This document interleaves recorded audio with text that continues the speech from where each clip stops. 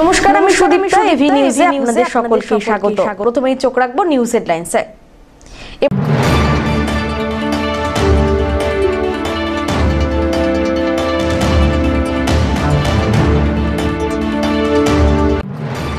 ফের জলস্তর বৃদ্ধি, তিস্তার বিপদের আশঙ্কায় জলপাইগুড়ি তিস্তা সেতু সংলগ্ন এলাকায় নজরদারি বসালো পুলিশ।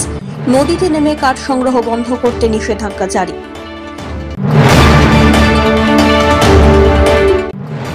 জঙ্গল ছেড়ে লোকালয়ে 20 থেকে 25টি হাতির দল, বিঘাকে বিঘা কৃষি জমির ফসল নষ্ট, হাতি দেখতে ভিড় উৎসুকদের।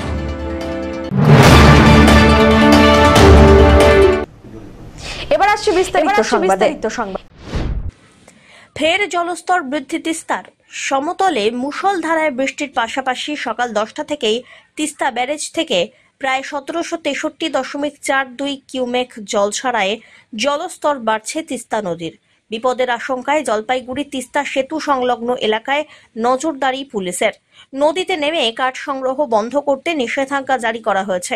প্রত্যেক বছর বর্ষায় সিকিম পাহাড় এবং সমতলের জঙ্গল থেকে প্রচুর পরিমাণে কাঠ নদীতে ভেসে আসে, আর সেই কাঠ সংগ্রহ করতে নদীতে ঝাঁপিয়ে পড়েন তিস্তাপাড়ের বাসিন্দারা। বিপজ্জনক এই প্রবণতা বন্ধ করতেই নিষেধাজ্ঞা জারি করা হয়েছে।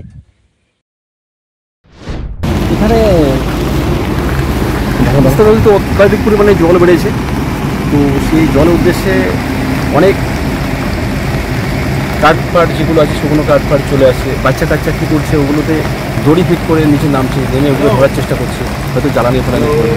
সেই উদ্দেশ্যে যাতে করে বাচ্চা কাচ্চা কোনো ক্ষতি না হয়, কোনো বাচ্চা কোনো বিপদে না আসে, নিরাপত্তার জন্য আমরা এখানে আসি। জল কেমন দেখছেন? জল আপাতত দেখতে পাচ্ছি নর্মালি আছে, খুব একটা বেশি নয়। তো এখন বর্তমানে আমি জিজ্ঞাসা করলাম যারা জল ডিপার্টমেন্টে আছে, তারা বললো একটু বাড়ছে। পিনাকি শিলের রিপোর্ট, এভি নিউজ।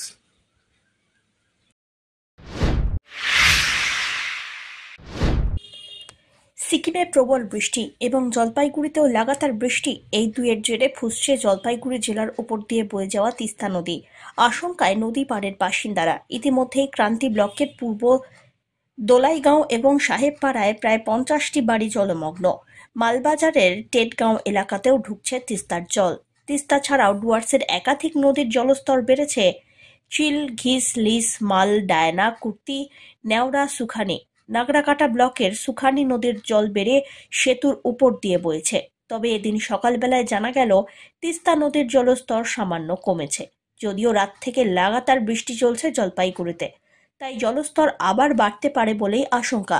জেলা প্রশাসন পরিস্থিতির উপরে কড়া নজরদারি রাখছে বলে খবর।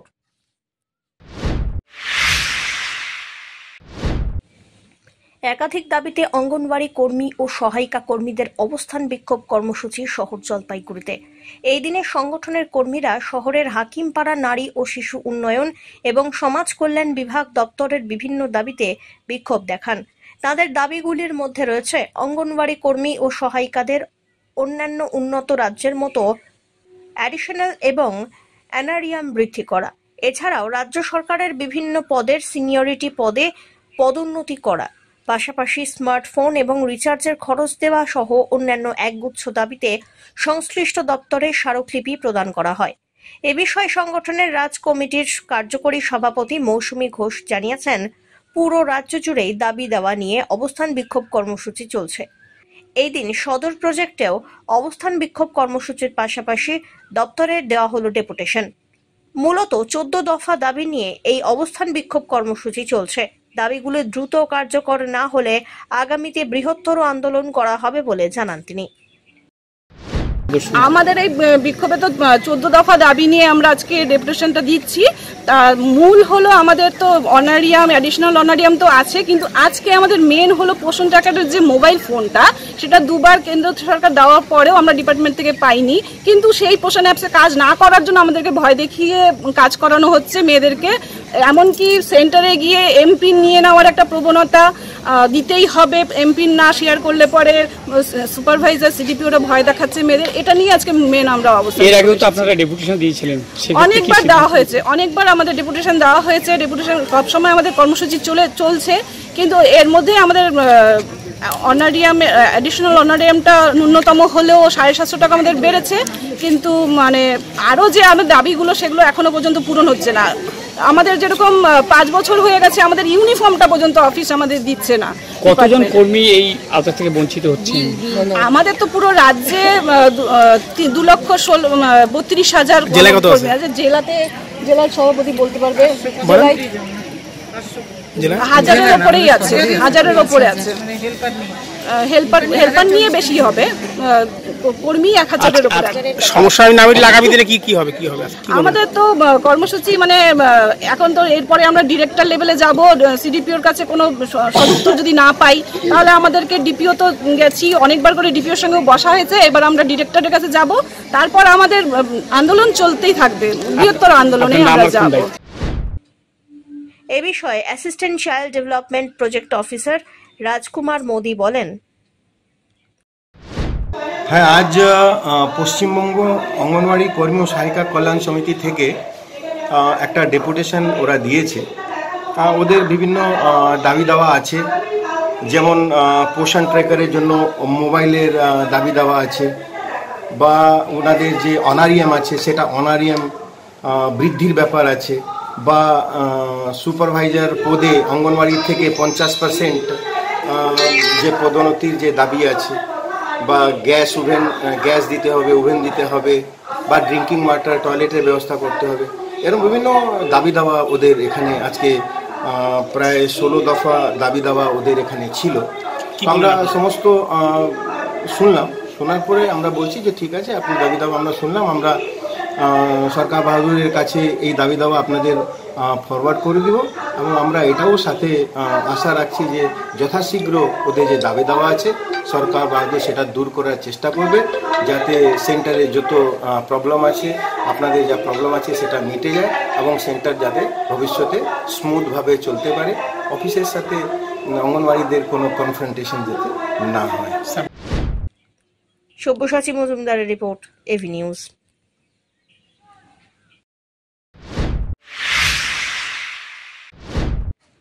জঙ্গল ছেড়ে লোকালয়ে 20 থেকে 25টি হাতির একটি দল রাতভর হাতির দলটি দাপিয়ে বেড়ালো গোটা এলাকায়। বিঘাকে বিঘা কৃষি জমির ফসল নষ্ট করে হাতির দলটি। হাতি দেখতে হাজার হাজার মানুষের ঢল নামে রাস্তায়। গত কিছুদিন আগে প্রায় 80 থেকে 100টি হাতির একটি দল জলপাইগুড়ির বোদাগঞ্জে তিস্তার চরে ঘোরাফেরা করছিল। তিস্তা নদীতে জল বাড়তেই তিস্তার বাঁধ পেরিয়ে লোকালয়ে ঢুকে গেল হাতি। গতকাল রাত্রিবেলায় বানিয়াপাড়া এলাকায় ঢুকে যায় হাতিগুলি।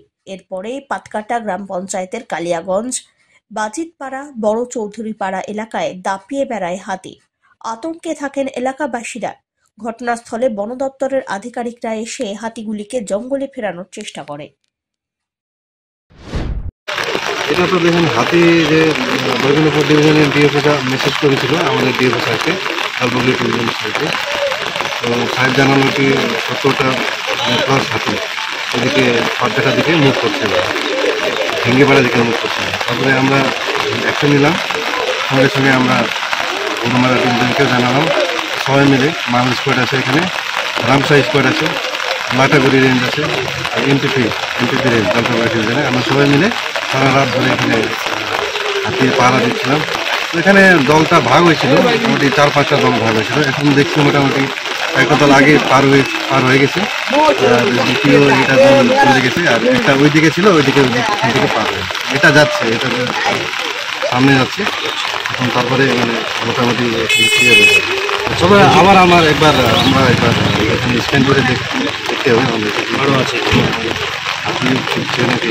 বলছি, এই হাতিগুলো দীর্ঘদিন ধরে দেখছিলাম আমরা এই তিস্তার চরেই ছিল, সেই হাতিগুলো এগুলো? হ্যাঁ, এই হাতিগুলো এখন যে জলের এখন লেভেলটা বেড়ে গেছে, পার করতে পারতেছে নদীটা, তো এইদিকে এরা মানে ডাইভার্ট জঙ্গলে দেখানো সম্ভব হবে নাকি ওয়েট করবে? এখন দেখি, আমরা তো যে চেষ্টা করতেছি জঙ্গলে ফেরানোর জন্য। সবাই মিলে আমরা দেখি আর কতটা পারি। গতকাল ফুলবাড়িতে উদ্ধার মর্টার শেল। চাঞ্চল্য এলাকায়। শুক্রবার ফুলবাড়ির আমাইদিঘি এলাকায় ভারত বাংলাদেশ সীমান্ত সংলগ্ন একটি গাড়ির পার্কিং থেকে মর্টার শেলটি উদ্ধার হয়। এই ঘটনায় ব্যাপক আতঙ্ক ছড়িয়েছে এলাকায়। জানা গিয়েছে, ফুলবাড়ি এলাকায় একটি পার্কিংয়ে ডাম্পার করে তিস্তা থেকে বালি পাথর আনা হয়েছিল। সেই সময় বালি পাথর চালান করার সময় বিস্ফোরক মোটর শেলটি বেরিয়ে আসে। খবর দেওয়া হয় নিউ জলপাইগুড়ি থানার পুলিশকে। পুলিশ এসে সেই মোটর শেলটি উদ্ধার করে নিয়ে যায়। অনুমান, গত বছর পাহাড়ে প্রাকৃতিক বিপর্যয়ের পর তিস্তা নদীতে বহু মোটর শেল বিস্ফোরক ভেসে এসেছিল। এই শেলটি তিস্তা থেকে বালি পাথর আনার সময় সঙ্গে চলে আসতে পারে।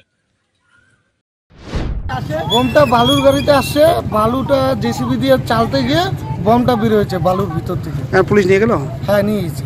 কেমন দেখতে? দেখতে হলো একদম তোপের মতন দেখতে, 1 ফুট লম্বা হবে, ভারী প্রচুর ভারী, 5 কিলোর মতন হবে।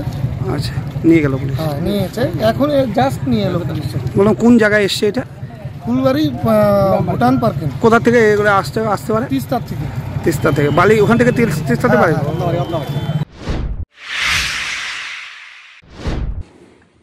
জলপাইগুড়ি পৌরসভার অন্তর্গত গান্ধী মোড় এলাকায় জলপাইগুড়ি পৌরসভার উদ্যোগে মহাত্মা গান্ধীর পূর্ণাবয়ব মূর্তি স্থাপিত হয়েছিল।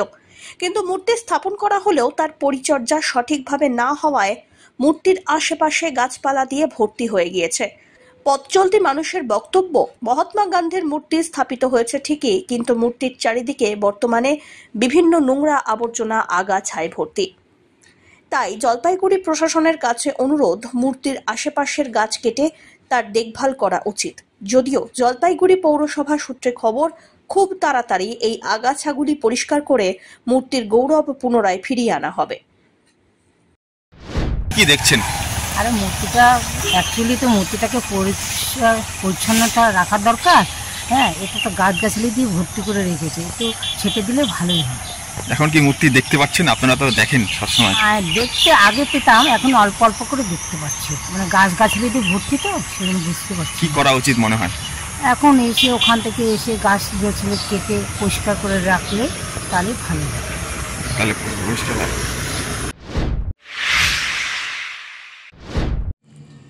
বর্ষার মৌসুমে আপৎকালীন হিসাবে জলপাইগুড়ি পুরসভা এলাকায় ফ্ল্যাট শেল্টারগুলি সুরক্ষিত রাখা হয়েছে বলে জানিয়েছেন পুরসভার চেয়ারম্যান ইন কাউন্সিল স্বরূপ মণ্ডল। উল্লেখ্য, প্রত্যেক বছর বর্ষার সময় জলপাইগুড়ি পুরসভার বিভিন্ন ওয়ার্ড জলমগ্ন থাকে। শহরের 25 নম্বর ওয়ার্ডে নেতাজি পাড়া নিচু মাঠ, 1 নম্বর ওয়ার্ডে ইন্দিরা গান্ধী কলোনি, করলা নদীর জল ঢুকে প্লাবিত হয় এবং জলমগ্ন হয়ে পড়ে। এবারেও তার আশঙ্কা করা হচ্ছে। ফলে আপৎকালীন হিসাবে পুরসভার উদ্যোগে ওই এলাকায় ফ্ল্যাট শেল্টার তৈরি করা হচ্ছে। এছাড়াও শহরের 3 নম্বর ওয়ার্ডে সেনপাড়ার তিস্তা বাঁধ সংলগ্ন এলাকায় 2টি ফ্ল্যাট শেল্টার তৈরি হয়েছে। কারণ ওই এলাকায় সেনপাড়ার কাছে তিস্তা নদী।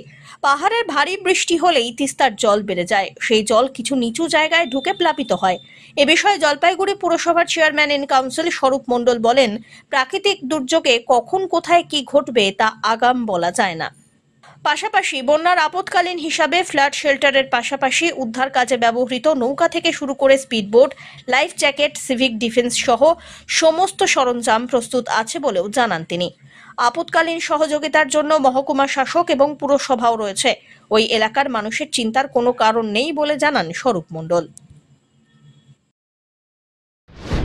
দেখুন, আমাদের যে পৌর এলাকার মধ্যে যে ফ্ল্যাট শেল্টারগুলি রয়েছে, ইতিমধ্যে সেখানে আমরা খবর পাঠিয়ে দিয়েছি এবং আমাদের একটা টিম আছে, সেই টিম দিয়েও সেই সব জায়গাগুলো দেখে এসেছে।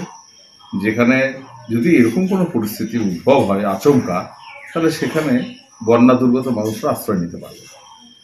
আর আরেকটা ব্যাপার আছে যেটা আপনি জানতে চাইছেন, সেটা হলো যে পাশাপাশি আপনার পঞ্চায়েত এরিয়া আছে এবং আপনার জলপাইগুড়ি পৌরসভা এলাকাও আছে, পাশাপাশি আছে।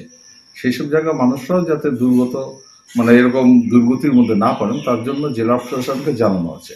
সুতরাং আমরা একটা এই সমস্ত পরিস্থিতি অর্থাৎ প্রাকৃতিক দুর্যোগ হলে পরে সেটা মোকাবিলার্থে একটা টিম আমাদের রেডি আছে।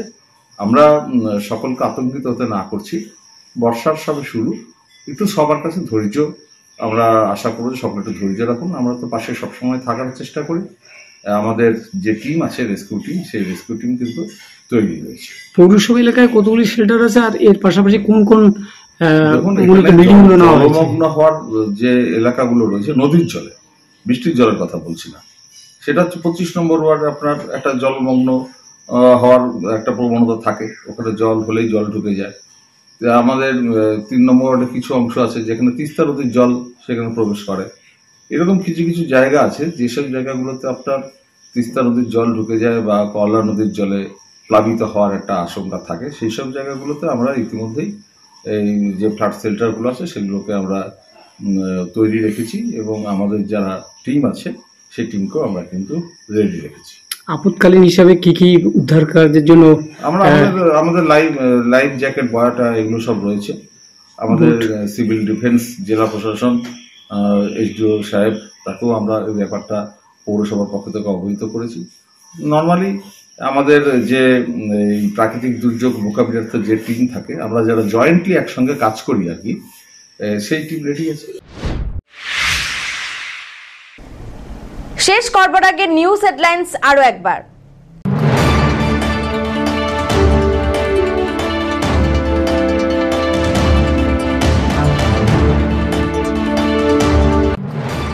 ফের জলস্তর বৃদ্ধি তিস্তার, বিপদের আশঙ্কায় জলপাইগুড়ি তিস্তা সেতু সংলগ্ন এলাকায় নজরদারি বসালো পুলিশ। নদীতে নেমে কাঠ সংগ্রহ বন্ধ করতে নিষেধাজ্ঞা জারি।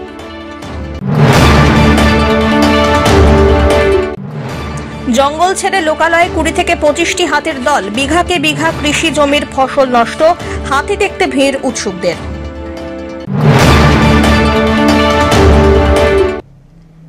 এখনকার মতো নিউজ এ পর্যন্তই। পরবর্তীতে আসছি আরো সংবাদ নিয়ে। দেখতে থাকুন আমার বিশেষ। নমস্কার।